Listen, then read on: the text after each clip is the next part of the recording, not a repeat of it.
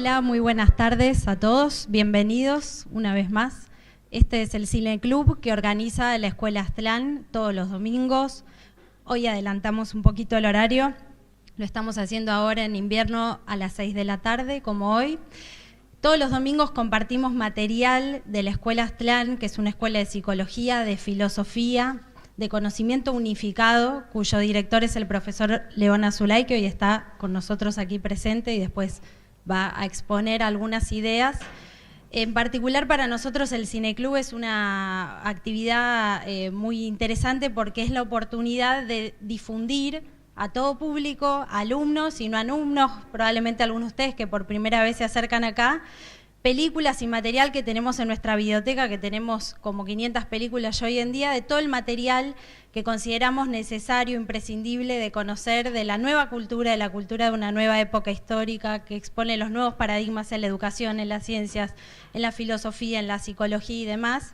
Y hoy en particular una fecha importante, 26 de julio, porque exactamente hace 140 años, el 26 de julio, pero de 1875, nacía el psicólogo suizo Carl Gustav Jung, que en realidad vamos a ir viendo en este video que vamos a compartir ahora y después en la exposición que va a hacer el director de la escuela, el profesor León Azulay, que fue mucho más que un psicólogo. Ese fue el título, digamos, académico con el que lo conocemos, médico psiquiatra, pero en realidad la obra de Jung abarca toda la teoría del conocimiento, muchísimos temas, y es de gran utilidad para el hombre y la mujer actual del siglo XXI para encarar nuestros conflictos, nuestros intereses, nuestras necesidades psicológicas con una visión mucho más amplia. Así que los invitamos a que compartan esta entrevista a Jung, una de las pocas entrevistas donde lo podemos ver hablar a él mismo en persona, con un doctor también en psiquiatría, el doctor Evans, y luego el profesor Azulay va a desarrollar muchos de los temas que podemos ver en el video que va planteando Jung. Así que esperamos que lo disfruten. Muchas gracias. Bueno, quiero decirles que esta pequeña parte que hemos visto de este video es una entrevista que dio Jung al doctor Evans en 1957, unos 4 años antes de fallecer. Falleció en 1961. Y tanto esta entrevista, que es larga porque dura varias horas, solamente hemos dado esta parte para introducir este homenaje a Jung.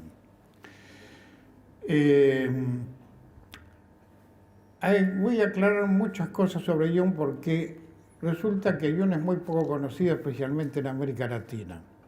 Casi desconocido. Pero es muy conocido ya luego de 54 años de fallecimiento de él, pues falleció en 1961, y también le hemos hecho un homenaje en el 2011 cuando se cumplió los 50 años de su fallecimiento. Aquí en la Argentina que no hay grupos jungianos, ¿no? Solamente nosotros, yo ya hace más de 50 años que me dedico a la psicología y no, este tipo de psicología, la de Jung y otras psicologías que luego voy a ir aclarando y que están ahí en los programas. Y hay mucha fábula errónea en América Latina, en el periodismo, en la difusión de Jung, de quién era Jung, y etcétera. Por eso voy a ir aclarando muchas cosas sobre ese tema. Yo conozco muy bien la obra de Jung, puesto, ya les digo, hace más de 50 años que la estudio y he trabajado en otros países enseñando, como en Estados Unidos, y estoy en contacto con el Instituto Jung de Zurich, así que sé muy bien. Pero el público argentino y latinoamericano no lo sabe porque también hay intereses creados que hoy no vamos a desarrollar para que no se conozca bien la obra de Jung. Primeramente vamos a ver quién era Jung realmente, cuál era su linaje, y ustedes se van a sorprender cuando yo les cuente todo esto. Jung era bisnieto de Wolfgang Goethe, el gran escritor alemán del siglo de 1700. Era bisnieto. Sintetizando, luego los descendientes de Goethe emigraron a Suiza y Jung nació en Suiza, en Kitzbühel, en 1875, justamente el 26 de julio Hoy se cumplen 140 años de su nacimiento. Su padre era un pastor calvinista, luterano calvinista, también muy estudioso de la filosofía oriental. Toda su familia era una familia de gran cultura, así que venía también en forma filogenética y ontogenética heredando toda esa influencia. Quería aclarar esto porque en el periodismo hoy se dicen muchas cosas que no son ciertas. Especialmente de quién fue discípulo Jung. Todo el mundo dice que fue discípulo de Freud. En realidad, lo que hizo Jung fue cuando se recibió de médico en 1900, porque en realidad empezó estudiando filosofía Jung en Suiza, en Basilea. Y luego ciencias naturales, que era medicina en aquella época, en el siglo XIX. Se recibió de médico en 1900 y trabajó en la clínica Burgosli de Suiza. En aquellos momentos, Freud había publicado su famoso libro de los sueños y lo que se llamó psicología, que había desaparecido de Occidente durante siglos, recién empezaba sus primeros pasos muy elementalmente con las enseñanzas de Freud. Cuando en Burgosli los maestros de Jung, voy a decir luego quiénes eran, le indicaron que podría ir a conocer a Freud y aconsejarle acerca de la verdadera psicología que ellos usaban en Suiza. Y eso fue lo que hizo Jung, ir a ver a Freud, que ya era un hombre mucho mayor que él, y se quedó unos pocos años con él. Primero hubo un buen entendimiento, incluido viajaron a Estados Unidos a la Universidad Clark en 1906, porque no solo quería ir a Estados Unidos Jung, sino quería ir porque quería conocer a William James, el gran psicólogo norteamericano. La psiquiatría recién era una parte nueva de la medicina en esa época, recién comenzaba. Uno de los grandes precursores de eso fue William James, que fue un gran psicólogo y filósofo norteamericano, y Jung lo conoció en esos años, ya era muy anciano y que lo orientó mucho más. Voy a dar quién fueron los maestros de él.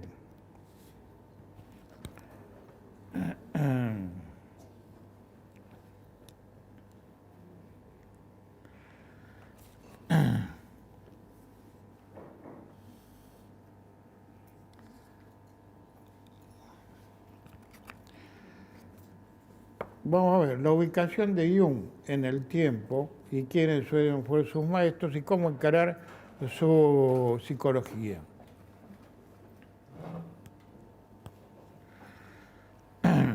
Bueno, como dije, Jung nació el 26 de julio de 1875 en Suiza y falleció el 6 de junio del 1961, hace ya 54 años. La enseñanza de Jung hoy se usa en todo Estados Unidos, en toda Europa, en Rusia, en India, en los países budistas, en Japón, muy famoso en Japón, incluido el budismo Zen de Japón, trabaja con el Instituto Jung de Zúrich y publican enseñanzas conjuntamente. Bueno, una de las influencias que tuvo, dicen todos los periodistas, fue de Freud, y en realidad fue al revés. Fue él que intentó ayudarlo a Freud para que no se desviara demasiado de la psicología. Como Freud no aceptó eso, se separó, y estuvo en relación con Alfredo Adler, que fue otro de los discípulos disidentes de Freud también, que siguió otro camino, y realmente el maestro de Jung fue el doctor Eugen Bleuler, que dirigía el Instituto Burgosli de Psiquiatría en Suiza, que era un instituto que trataba mucho la esquizofrenia y la histeria en esos momentos. Y empezó, cuando recién se recibió de médico, tratando de estudiar el tema de la esquizofrenia, porque los esquizofrénicos eran desahuciados y los depositaban ahí como gente perdida.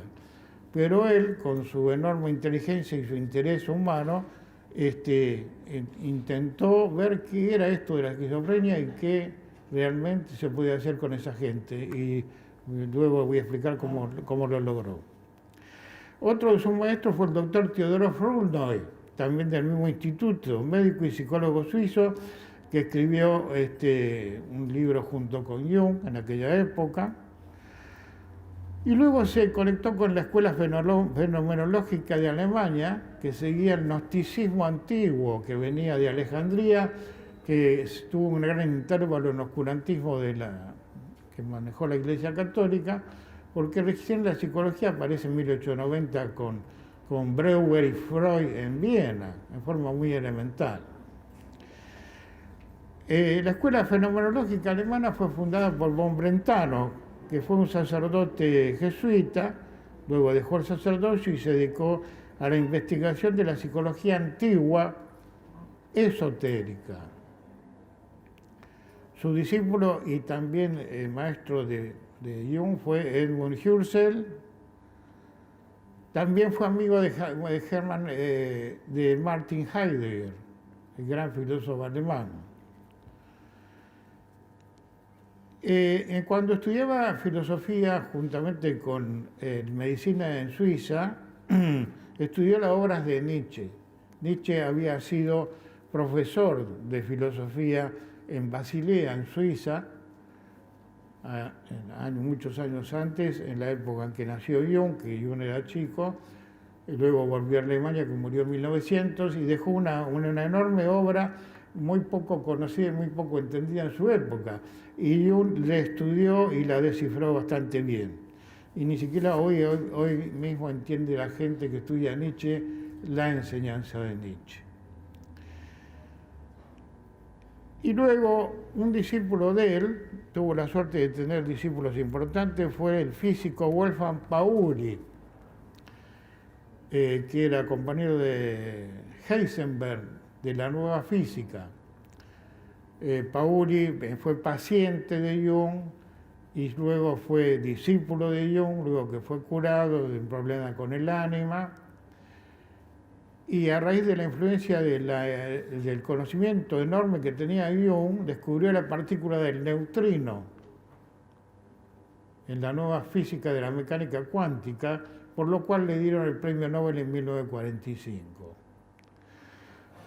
La mecánica cuántica hoy es un sistema de psicología. Ya no es lo que estudiaba Planck y Einstein de la onda y la partícula, sino que la mecánica cuántica estudia qué es la energía psíquica. Y la influencia viene de Jung, porque fue Jung el que abrió camino con ese tema a través de Pauli. Como le digo, para encarar la psicología de Jung hay que tener una idea muy diferente y dejar los prejuicios de lado, inclusive lo que nosotros conocemos como la psicología tradicional conocida. Porque esta psicología de Jung es completamente opuesta a la psicología materialista de Occidente. Es una psicología metafísica. Con esto quiero explicar lo siguiente. La psicología occidental, para nosotros, para los psicólogos, los médicos, somos un cuerpo físico, siguen el esquema materialista y nuestra psique es nuestro cerebro físico. Y el sistema nervioso y todo lo demás. Creo que los que van al médico y al psiquiatra saben eso. Para la escuela junguiana y la escuela budista y de psicología, porque el budismo es una escuela de psicología, no es una religión, tanto en el budismo tibetano como el budismo zen, o el sufismo también, son psicologías metafísicas. ¿Qué quiere decir esto de psicología metafísica? Que ellos consideran que el cuerpo humano es solo un vehículo de la energía psíquica, del psiquismo. El psiquismo es una entidad no física que encarna en un cuerpo físico para existir en el mundo físico, que es nuestro planeta Tierra, porque el planeta Tierra y la existencia en el mundo es una escuela. Y los eventos que vivimos en la escuela del mundo físico son los exámenes de esta escuela. Esto es un conocimiento muy antiguo, porque Jung no inventó nada. Jung investigó todos los conocimientos que se habían perdido durante 17 siglos en Occidente a raíz de la persecución de la Inquisición, del oscurantismo y todo lo demás, y luego del materialismo. Entonces, tanto Jung como otros hombres en Occidente, hablamos de Erasmo de Rotterdam, Francis Bacon, de John Dee, y Descartes y otros rescataron este conocimiento que se había perdido. En realidad, el materialismo al final dominó la cultura occidental y ha producido catástrofes totalmente grandes, ¿no es cierto? Entonces, esta psicología, que está muy emparentada con la psicología antigua de Grecia, que además de filósofos había psicólogos, y uno de los grandes psicólogos fue el discípulo de Aristóteles, Teofastro, que fue el primero que escribió el tema de los libros de los caracteres psicológicos hace 2300 años. Todo este material que estoy hablando lo investigó Jung, toda la psicología antigua de Oriente y toda la psicología antigua de Occidente, incluida la psicología de la alquimia. Los alquimistas medievales se disfrazaban de químicos porque la iglesia los perseguía, y cuando decían que hacían química los dejaban tranquilos, pero en realidad era una escuela esotérica. La alquimia, también usaban la química, pero no era su finalidad la química, sino que era un medio para el trabajo psicológico del desarrollo de la conciencia. Y escribían en clave. Los libros de los alquimistas están dibujados y escritos en clave, y por suerte el gran sabio que fue Jung los descifró, y en varios libros de él, como Psicología y Alquimia, explica que era la psicología de la alquimia que coincide con sus propios descubrimientos.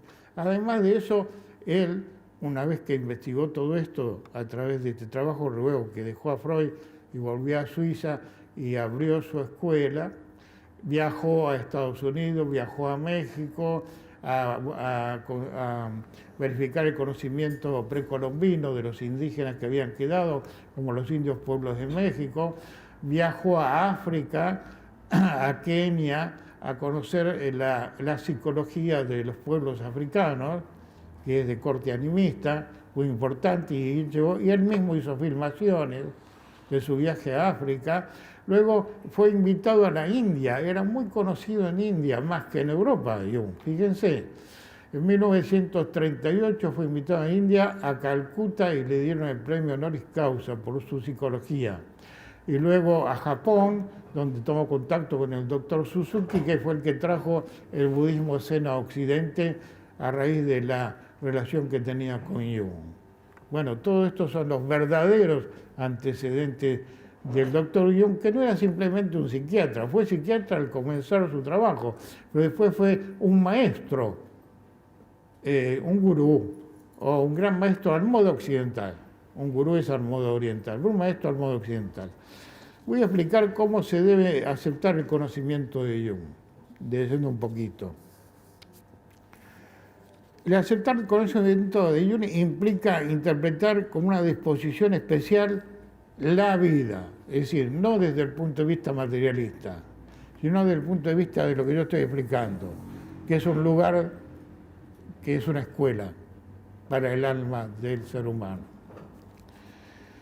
Jung es una llave para la comprensión del hombre en su totalidad y la investigación de las características, y rescató aquellas condiciones especiales que se habían perdido.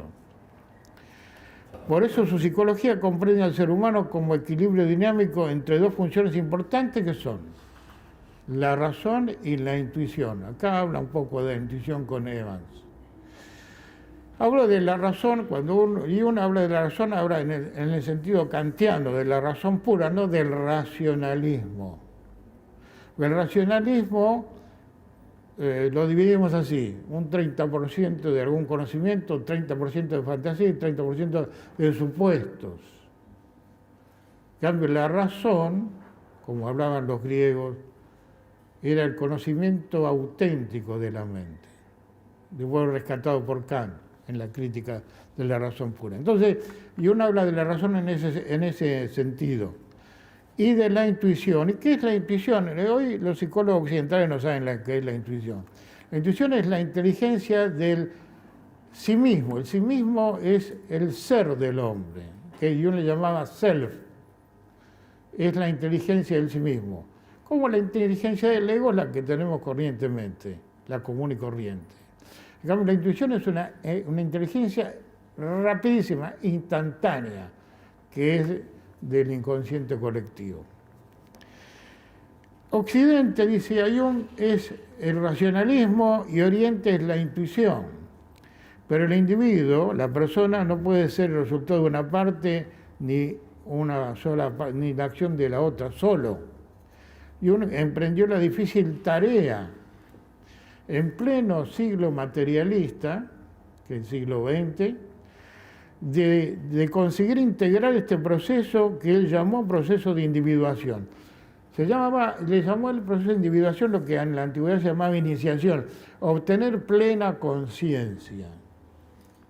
Es lo que enseña el budismo con Buda, lo que enseñó Sócrates, lo que enseñaron todos los grandes maestros, como el maestro Jesús también. Porque nosotros, los seres humanos, todavía estamos en la escuela de la vida, digamos, algunos en el jardín de infantes, otros en el colegio primario, algunos en el secundario, muy poco en la universidad y otros recibidos, como el caso de Gandhi, por ejemplo, ¿no? Almas viejas. Inspirado en los estudios que llevan a la obtención de la obra alquímica, como ya le dije, investigó la psicología de la alquimia y la descifró para nuestro conocimiento. Esto significaba dar la razón en el lugar que le corresponde, que no es la primacía, sino el elemento armonizante con la intuición. No son opuestos, sino la capacidad de razonar correctamente, que es la reflexión, nos va a permitir conectarnos con la intuición conscientemente. No que repentinamente la intuición aparezca sin saber cómo esa sincronicidad nos informa algo. Y por esto no solo entendemos aceptar al hombre con sus posibilidades de evolución, sino también atender a sus necesidades arracionales. Lo arracional, tenemos lo racional, que es lo que usamos en vigilia, lo irracional, que es la locura, y lo arracional, que es lo inconsciente colectivo. O sea, que usa otro modo de pensar el inconsciente colectivo, que no es la razón del ego, y lo voy a ir explicando. Esto trata de algo diferente y contrapuesto a la razón, no por ello menos necesario. Todos estos son fundamentos de la evolución del ser humano en la existencia. Jung comprendió rápidamente que en el devenir histórico, porque ¿quién hace la historia? ¿Quién es la historia? La historia somos nosotros, los seres humanos. Y todos nosotros hemos vivido en la historia, y por suerte, gracias a una inteligencia superior, no recordamos las vidas anteriores. Pues ya con recordar esta vida tenemos problemas, imagínense si recordamos todas las anteriores, ¿no es cierto? Eso está en el inconsciente personal y se puede llegar a ello a través de un trabajo psicológico muy especial. Entonces comprendió que en este proceso histórico del ser humano, el auge del positivismo lo sumió en el culto del racionalismo materialista, reduciendo todo a una tontería, lo que es la vida, lo que es el ser humano, lo que es la existencia. Esto, como todo dogma, es malo. El dogma, todos los dogmas que son, y el dogma más que nada de la religión occidental, que era persecutoria y que creían que tenían la única verdad y perseguían a los que no estaban de acuerdo. El materialismo también es un dogma porque el que no está de acuerdo es sancionado de algún modo. Es decir, la mente tiene que ser libre del dogma, y eso era lo que era Jung, libre de todo dogma. Produce en el individuo una partición, lo obliga a relegar en el inconsciente cosas que le son necesarias. Cuando es perseguido es obligado a reprimir cosas. Él usó los mitos, las leyendas, el pensamiento mágico, no mecánico, sino el mágico en el sentido alquimista, el conocimiento de la intuición, la creatividad, los fenómenos superconscientes y que conducen a la evolución verdadera del ser humano. Esto es lo que Jung llama totalidad de la conciencia y a la semejanza con Dios.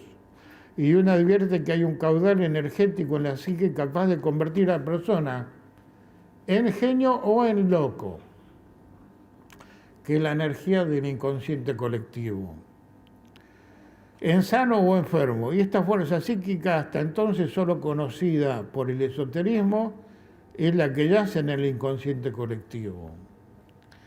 El más sorprendente hallazgo para la comprensión cabal de la plena naturaleza humana. Esto lo realizó Jung como beneficio para la humanidad en este último siglo, el siglo XX. No es de extrañar que él no vaciló en apelar a cuanta fuente fuese necesaria para explicar su sistema. Y la psicología de Jung es, como la de Bourdieu, como la del budismo, es para la nueva época histórica, que se llama así comúnmente la era de Acuario, que está muy comercializado eso. Nosotros mejor le llamamos la nueva época histórica. Se valió de textos alquímicos traducidos y que tienen enorme conocimiento psicológico, de los ritos mágicos animistas que hace el budismo tibetano, que no es una diversión, sino son técnicas animistas, porque en psicología hay técnicas dianéticas, técnicas animistas, científicamente hablando. De las leyendas milenarias, porque son relatos de poder, de estudio de los sueños desde otro punto de vista, no freudiano, de las ideas ocultistas y esotéricas y gnósticas, de los mecanismos mánticos como el I Ching, la astrología y el tarot, y descubrió y explicó los fenómenos parapsicológicos. Fue una personalidad muy controvertida y discutida en su época, mayormente rechazado y admirado solo en aquellos escasos grupos donde, en concordancia con sus aspiraciones, deseaban hacer con su vida no solo una simple existencia mecánica.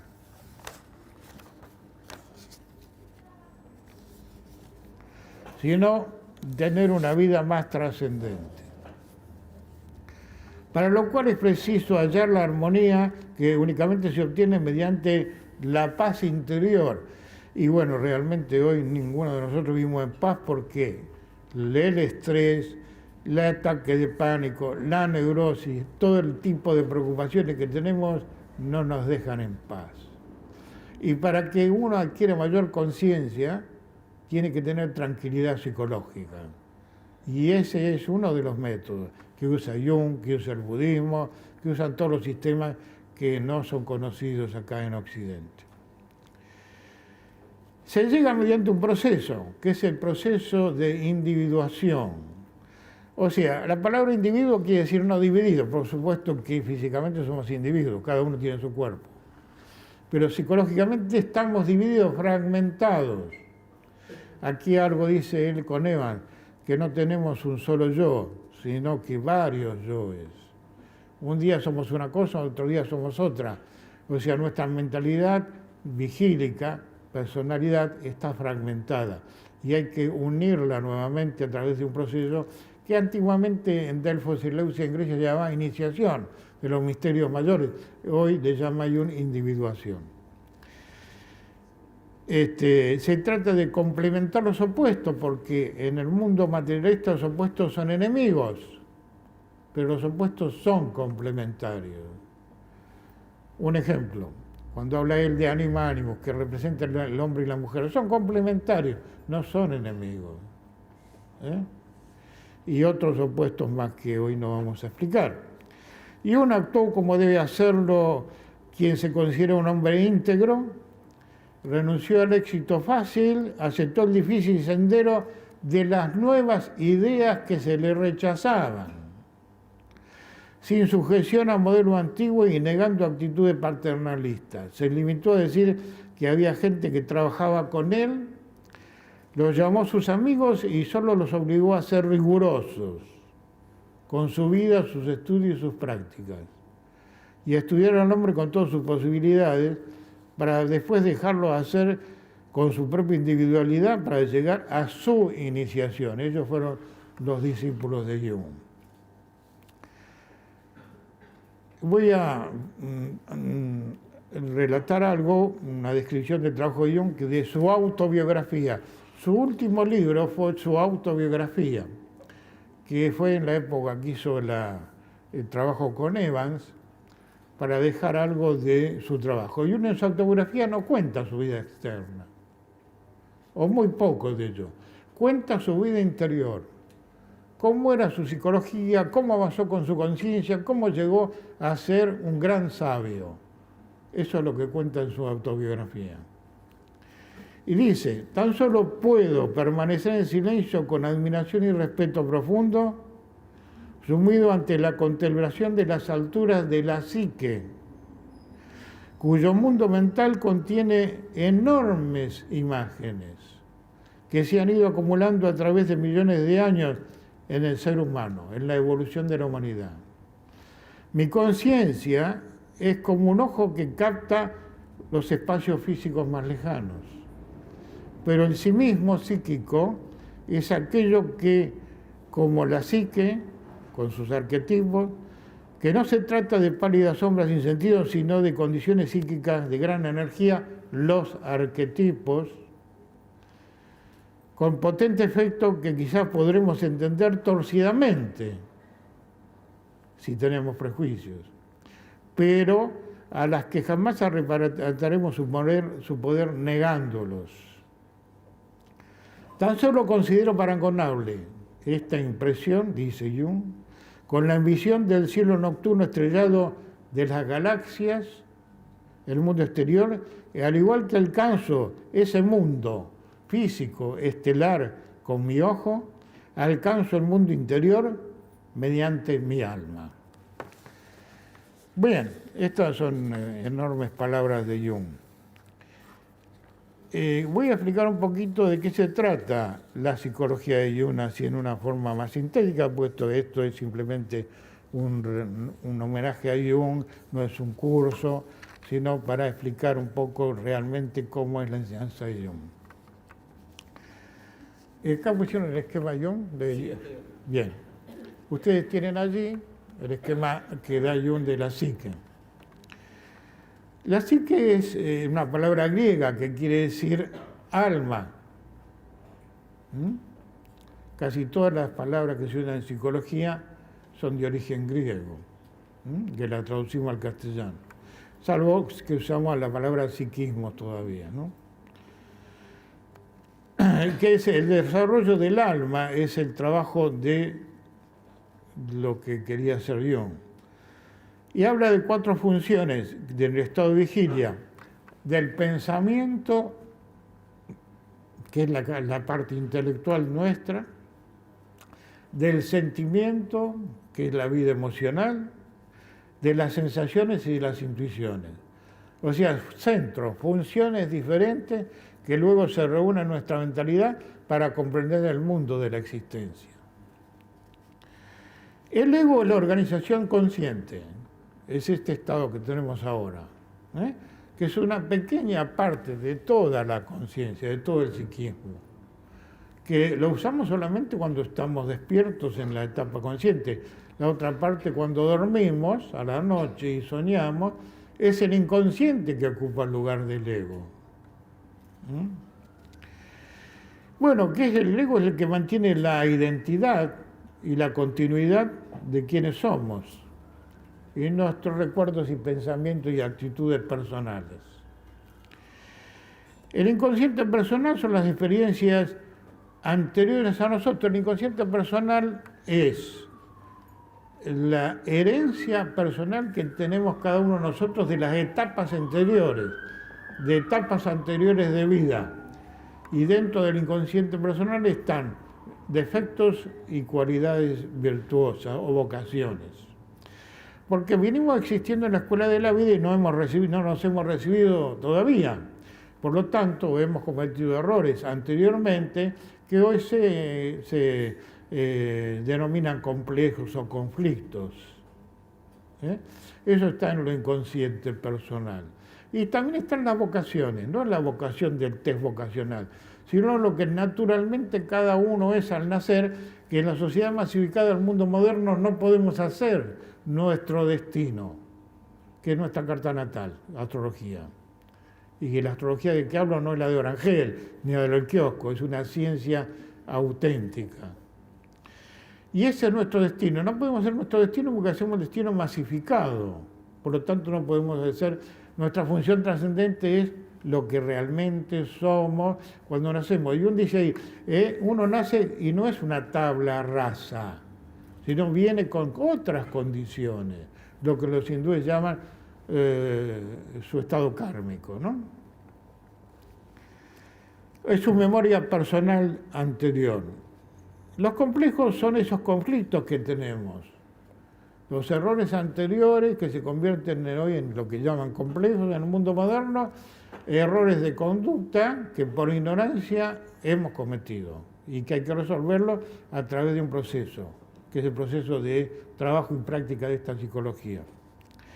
Y el inconsciente colectivo, que es el gran descubrimiento de Jung, no lo inventó Jung, el inconsciente colectivo viene desde el budismo de Gautama, Siddhartha Gautama, que es el que dio a conocer el budismo hace 2500 años en la India, y su base son las 4 nobles verdades y el noble y temple sendero, y es pura psicología, y una psicología metafísica. También hay una religión budista hoy que es la para el pueblo, pero las escuelas, en el budismo, las escuelas es una psicología, es la ciencia de la mente, le llama el Dalai Lama. Los arquetipos son los contenidos del inconsciente colectivo, son modelos primordiales. Y los ejemplos son, por ejemplo, arquetipos, son transitorios, que existen siempre. Son la biblioteca interior que tiene todo ser humano para el aprendizaje en la escuela de la vida, que aprendemos por el mundo externo y por nuestro mundo interior. Del mundo interior con los arquetipos, que son el nacimiento, la muerte, el poder, el santo, el genio y el héroe, Dios, el anciano sabio, la madre tierra y los objetos naturales del planeta, como los árboles, los bosques, el mar, los ríos, los animales y los elementos hechos por el hombre a través de la historia. Uno de los más antiguos elementos arquetipos de la historia del hombre son los anillos y las armas. El personaje era en Grecia la máscara, personaje quiere decir máscara, que usaban en Grecia. En Grecia, en el teatrón, que era la educación para el pueblo, se daban en las dos carátulas, las comedias y las tragedias, era la educación popular, que eran los misterios menores. Entonces, Sófocles y Homero, que escribían obras, en el teatrón la enseñaban al pueblo, a la polis, a la gente del pueblo de la polis, educación, psicología. Y se usaban máscaras, porque el actor usaba una máscara para representar tal personaje de la comedia o la tragedia, y el coro relataba la situación de la obra. Y ahí viene la idea de la persona, que quiere decir máscara, ¿no? El personaje son los roles que hacían los artistas y los roles que hace el ser humano en la vida. Todos hacemos todo tipo de roles comunes y corrientes y roles profesionales en toda la historia de la humanidad. Y el ánimo, que es muy importante para nuestra época. El ánima es la vida interna afectiva del varón y la forma de encarar la existencia de la parte masculina de la humanidad. Y el animus es la parte femenina de la mujer, la forma de ser mujer y la forma de encarar la vida como mujer. Ese es uno de los grandes conflictos del siglo XX. La vida afectiva y la vida de los roles. Esta es la proyección que tiene cada uno internamente. Aquí habla yo un poco de una anécdota de ánima, ¿no es cierto? Y la sombra es el elemento de la naturaleza animal, o sea, la parte criminal, instintivo criminal que también tienen los seres humanos, en connotación con el mundo animal, pero que tiene que funcionar en la humanidad de otra forma que en los animales. porque el ser humano, como no es un animal y tiene conciencia relativa de sí, usando la razón puede transformar la energía de la sombra en algo creativo, que hoy no se hace porque estamos en los últimos tiempos de esta época, de esta civilización. El sí mismo, o self, que es la conciencia del ser.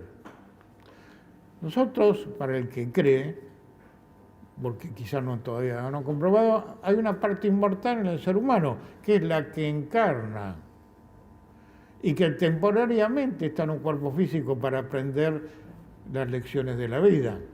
Ese es el sí mismo, el ser, lo que llama Heidegger el ser, el Dasein, y Jung le llama self, o sí mismo.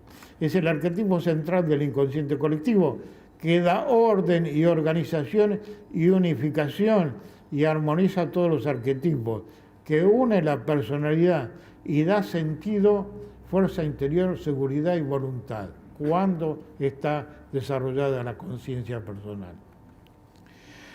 La libido es la energía psíquica. Fíjense, acá da un ejemplo de esa paciente que era muy elemental, pobre, que no veía la realidad porque era media esquizofrenia.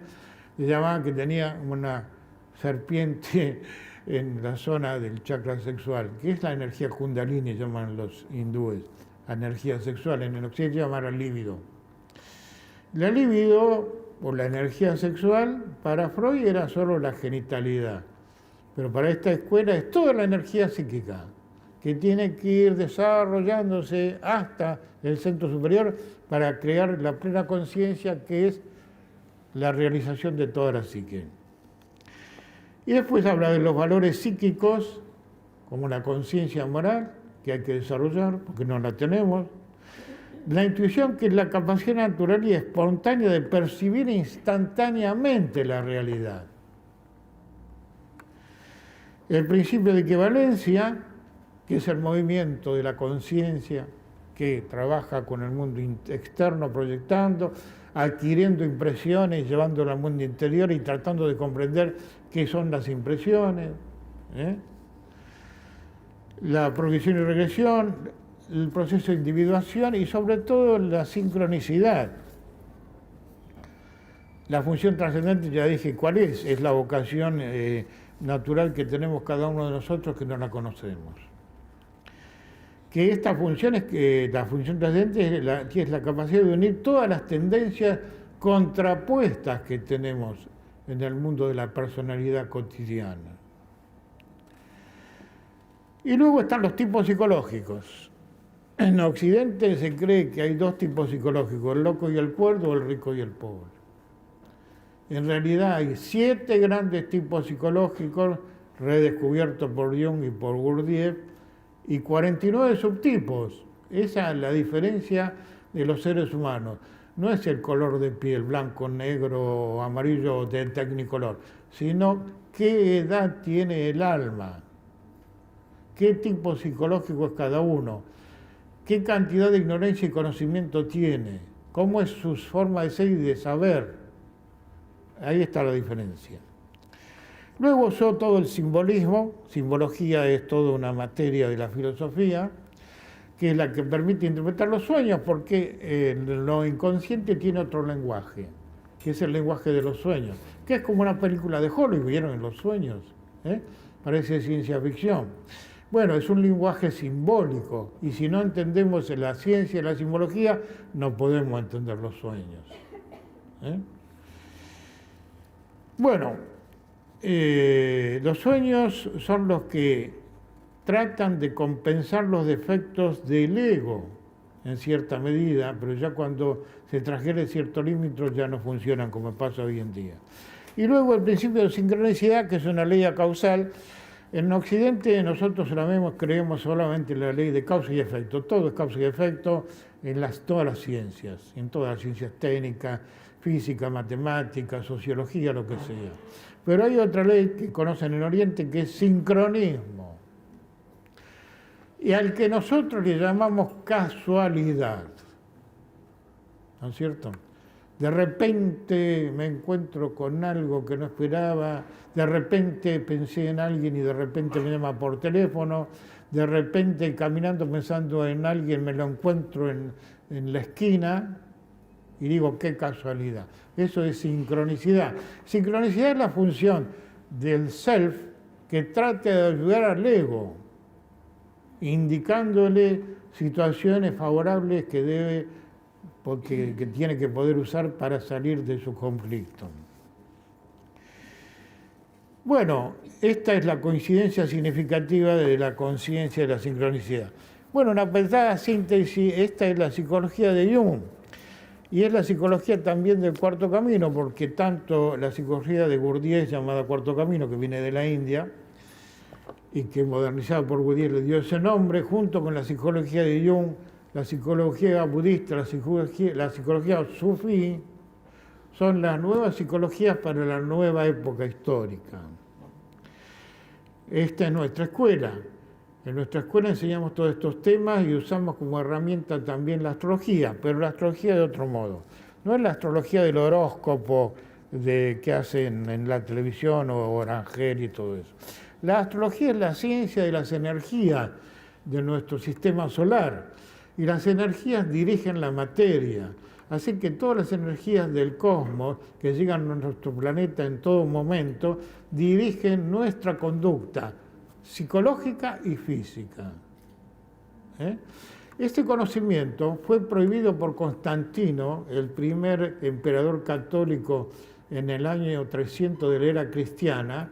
La astrología, la idea de reencarnación, la idea de karma, toda la filosofía griega fue prohibida durante 17 siglos por el oscurantismo de la Iglesia, y recién reaparece cuando en el Renacimiento Lutero se opone a la tiranía de la Iglesia y hace la reforma, y aparece Descartes y los grandes filósofos luchando contra la Iglesia y la Inquisición y la Cruzada para liberarse de esa elemental tiranía y de esa ignorancia. Bueno, esto en apretada síntesis del sistema, y los invito a que puedan acudir a nuestra escuela si tienen interés en estudiar todos estos temas y en poder cambiar. Las psicologías, estas que nombramos, son terapéutica y pedagógica al mismo tiempo. O sea, pedagógica porque le enseña un nuevo conocimiento, y terapéutica porque si usted la practica, usted cambia y resuelve sus conflictos. Si lo practica, no si viene a escuchar solamente. Le cuento una anécdota. Ocurre muy comúnmente, y yo tengo mucha experiencia en esto porque ya hace décadas que enseño, que la gente viene a estudiar, a leer algún libro de esta psicología, tanto de Gurdjieff, Niccolo o de esa, y lee el libro y lo cierra a ver si cambió. Y no cambió, y va y lo vende en el Parque Rivadavia, y después otro que lo compra en el Parque Rivadavia y viene con ese libro que lo vendió el otro. Y le dice, le echó la culpa al libro por no cambiar. No, querido, si vos no practicás, no cambiás. Les voy a contar una anécdota. Cuando yo vivía en Estados Unidos trabajando, los reyes de la locura son los norteamericanos, ¿no? Te venden por mail, no había en aquella época, ¿no? Por correo te venden de todo. Te vendían un librito, cómo aprender a nadar en su domicilio sin pileta. Entonces sacaban la foto con todos los movimientos que tenía que hacer. Entonces vos sin pileta lo practicabas y después si te metías una pileta te ahogaba. ¿Entiendes? O sea, si uno no practica, no cambia. Cuando uno va al gimnasio, hoy está lleno de gimnasios para hacer deportes, si se sienta a mirar lo que hacen levantando pesas, nunca va a sacar músculo, lo va a hacer el que hace la gimnasia. Entonces, toda esta psicología, en la época griega, indoaria, en la época auténtica, fue práctica. Había, por supuesto, una información teórica, pero todo era practicable. Todo había que practicarlo si uno quería cambiar. Ahora, ocurre que en el racionalismo moderno de la cultura universitaria todo es teórico. Mucha información teórica y después si llegaste te dan un título y después haga lo que pueda. Y así anda el mundo. Mis amigos decían, periodistas de mi época, soy Sarrelli. Bueno, Ahora, Nicolás, que es profesor de nuestra facultad, de nuestra universidad, les va a explicar los horarios, los cursos y todo lo demás. Muchas gracias.